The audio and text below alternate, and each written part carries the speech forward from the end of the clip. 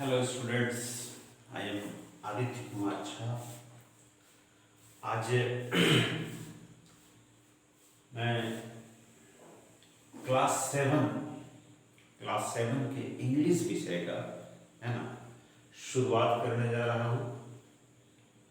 और हमारी कोशिश रहेगी कि आपको बेहतर समझ मिले और आप अच्छी तरह से इस वीडियो को देख करके पढ़ाई कर सकें। मैं आपको पहले ही बता दूं कि जो पहला हमारा लेसन है या जो भी हम वीडियो बनाएंगे तो उसमें आपको पूरे चैप्टर का जो भी होगा, स्टोरी होगा, पोएम होगा, उसका रीडिंग और प्लस उसका हिंदी मीनिंग हम आपको क्लियर कट बताएंगे। उसके अलावा उसमें जो क्वेश्चन आंसर्स रहते हैं जो आपके काम के हैं या जो परीक्षा में पूछे जाते हैं तो उसको हम कोशिश करेंगे कलेक्ट करके, तो वो भी जो है सो अपने वीडियो में हम शामिल कर दें, जिससे कि आपको जो है सो क्या कहते हैं एग्जामिनेशन की भी तैयारी हो जाए और इंग्लिश का जो है सो जो नॉलेज है वो भी आपको प्रॉपर मिल सके। ठीक है, तो आज से हम स्टार्ट करने जा रहे हैं क्लास 7। इसके पहले हम क्लास 8 का बना रहे थे। तो यदि आपने हमारे चैनल को अभी तक सब्सक्राइब नहीं किया तो सब्सक्राइब कर लेंगे, और यदि आपको वीडियो अच्छा लगे तो आप लाइक करना नहीं भूलेंगे। ठीक है, आपका एक लाइक ही हमको एनर्जी देता है। तो आइए बिना देर किए हम शुरू करते हैं। Lesson 1, the title of which is sympathy. This is a poem, है ना, and is written by Charles Mackay. ठीक है, एक कविता है जिसका शीर्षक है सिंपैथी। हमने लिखा हुआ है बोर्ड पर, और इसको जो लिखने वाले जो पोएट हैं, जो कवि हैं, है ना, पोएट को क्या कहते हैं, हिंदी में कवि बोलते हैं, अंग्रेजी में पोएट कहलाते हैं। तो सिंपैथी है उसका शीर्षक, और जो लिखा है इन्होंने उनका नाम है चार्ल्स मैके। ठीक है, तो आइए हम शुरू करते हैं। सिंपैथी, ये जो शब्द है सिंपैथी, इसका हिंदी में अर्थ होता है सहानुभूति, है ना। बहुत ही अच्छा शब्द है और निश्चित रूप से सबों को पता भी होगा। तो आज इसी के बारे में पढ़ते हैं कि कवि का क्या विचार है या कवि के साथ क्या हुआ है, सिंपैथी में कवि क्या कहना चाह रहा है। तो इसके बारे में हम लोग जो है सो आज है ना पढ़ते हैं, इस पॉइंट को पढ़ते हैं। आई ले इन सॉरो डीप डिस्ट्रेस्ड। आप लोग भी किताब रख लीजिएगा सामने में, उंगली रखकर भी पढ़िएगा तो पढ़ने भी आ जाएगा यदि आपको पढ़ने में कोई दिक्कत है। ठीक है, और मीनिंग भी क्लियर हो जाएगा। तो कवि कह रहा है कि आई ले इन सॉरो। सॉरो का मतलब होता है दुख, तकलीफ, कष्ट। ठीक है, आई ले इन सॉरो यानी मैं कष्ट में पड़ा था। आई ले इन सॉरो, मैं कष्ट में था, मैं दुख में था, मैं तकलीफ में था। डीप डिस्ट्रेस, डिस्ट्रेस का मतलब भी होता है दुखी। डीप डिस्ट्रेस, काफी दुखी था। ठीक है, तकलीफ में था, कष्ट में था, काफी दुखी था। My grief proud mean hurt. Grief का मतलब भी होता है कष्ट। ग्रीफ का मतलब क्या होता है? कष्ट। कहता है मैं grief a proud mean heart, मेरे कष्ट को, मेरे तकलीफ को, मेरे दुख को एक प्राउड मैन मतलब होता है अभिमानी व्यक्ति, घमंडी व्यक्ति। तो हमारे दुख को, हमारे तकलीफ को, है ना, एक अभिमानी व्यक्ति ने सुना। हर्ड मतलब सुना, HEARD, हर्ड मतलब सुना। His looks were cold, कि देखने में तो वो कोल्ड था, भोला भाला था, अच्छा था, है ना। लुक्स यानी उसके चेहरे का भाव, उसकी शक्ल सूरत देखने से तो ठीक ठाक लग रही थी। He gave me gold, उसने मुझे गोल्ड दिया। गोल्ड कहते हैं सोना को।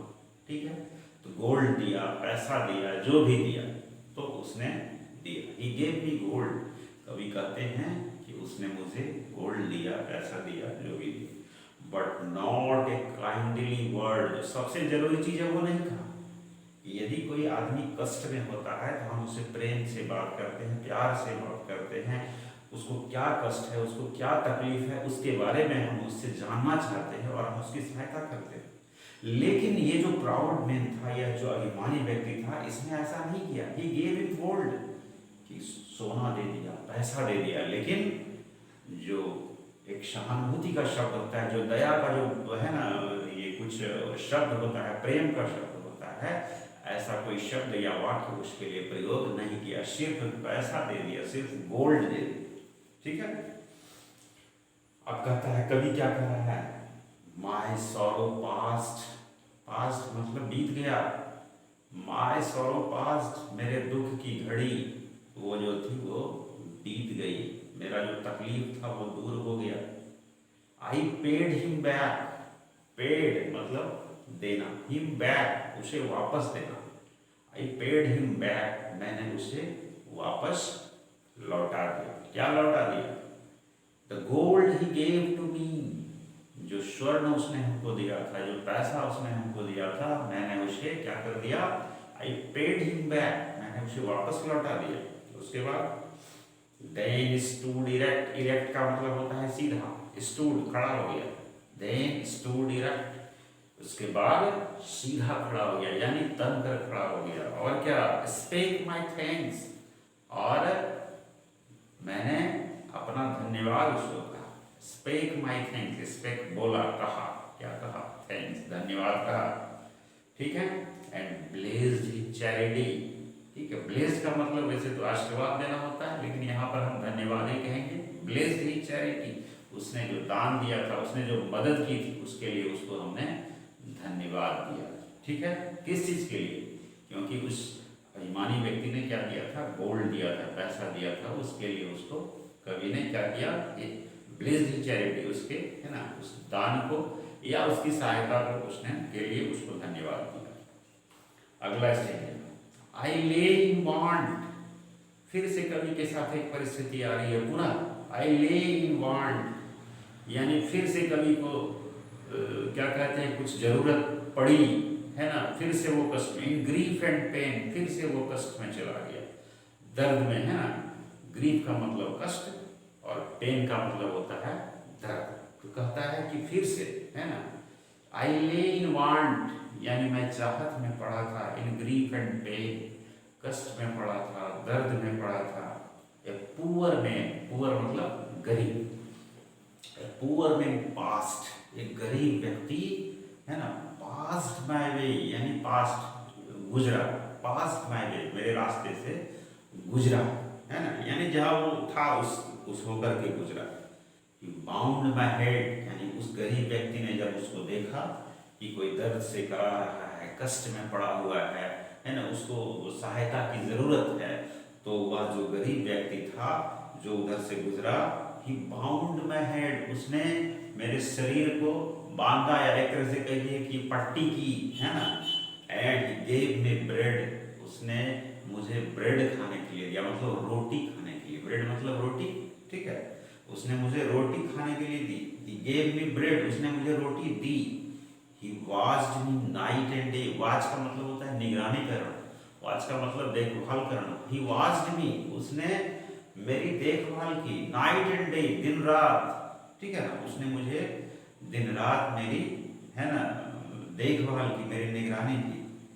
How shell I pay him back again, कैसे हम उसकी मदद, है ना, how shell I pay him back यानी उसने जो हमारी सहायता की तो उसको हम कैसे वापस लौटाएंगे। ठीक है। कभी कहा है हाउ शैल आई पे, हम कैसे उसको पे करेंगे, कैसे देंगे, हिम बैक अगेन, दोबारा कैसे उसको हम वापस लौटाएंगे। गोल्ड दिया था तो वो तो लौटा दिया, जब वो ठीक ठाक हो गया, पैसा आ गया, पैसा उसको वापस कर दिया। लेकिन इसने जो किया, इस पुअर मैन ने, इस गरीब व्यक्ति ने जो उसके लिए किया, क्या किया कि जब वह कष्ट में था, जब वह दुख में था, जब वह दर्द से करा रहा था, उसकी आकर सेवा की, उसके माथे पर पट्टी लगाई, उसको रोटी खिलाई, है ना, रोटी खाने के लिए दिया। तो कहता है वो जो उसने किया तो उसको हम कैसे वापस करेंगे, कैसे लौटाएंगे।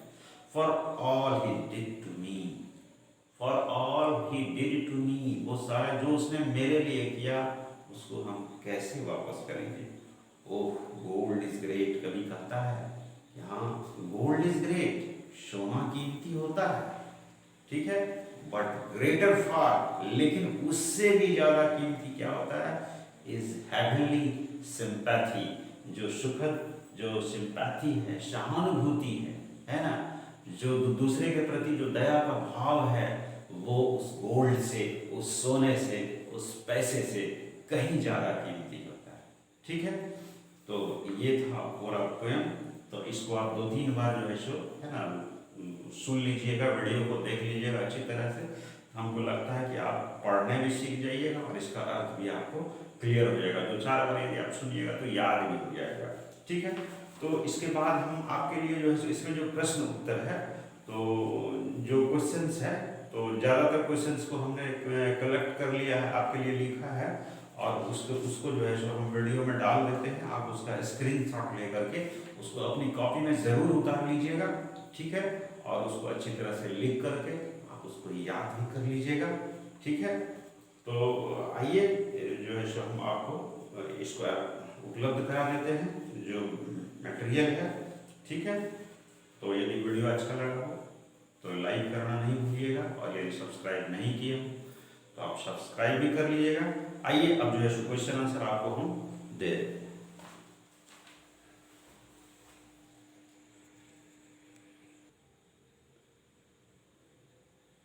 देख लीजिए, सबसे पहले वर्ड मीनिंग है, इसको भी आप लोग जो है स्क्रीनशॉट ले लीजिएगा, और इसका जो है अपनी कॉपी में इसको पूरी अच्छे तरीके से उतार करके और वर्ड मीनिंग को आपको याद भी कर लेना। ठीक है ना, इसके बाद जो बुक में आपका जितना भी क्वेश्चंस वगैरह था उसका भी हमने आंसर तैयार किया है, तो इसका भी आप स्क्रीनशॉट ले लीजिएगा। ठीक है,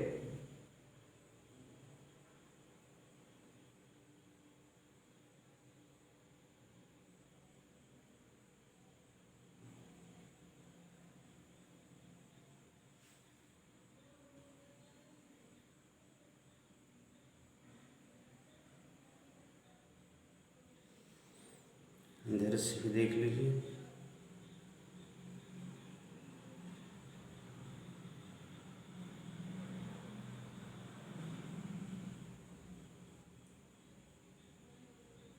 ये मैच द फॉलोइंग है, सीधे हमने मैच करके लिख दिया है, और ये लास्ट में आपके लिए है राइमिंग वर्ड।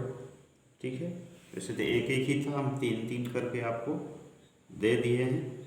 इसको सारे क्वेश्चंस को अपनी कॉपी में ज़रूर नोट कर लीजिएगा और याद भी कर लीजिएगा। ठीक है, तो इस वीडियो में इतना ही, फिर हम मिलते हैं आपसे नेक्स्ट वीडियो में। धन्यवाद। तो आप पढ़ते रहिए और हमारा वीडियो देखते रहिए। ओके, अगली वीडियो फिर आपसे मिलते हैं। बाय।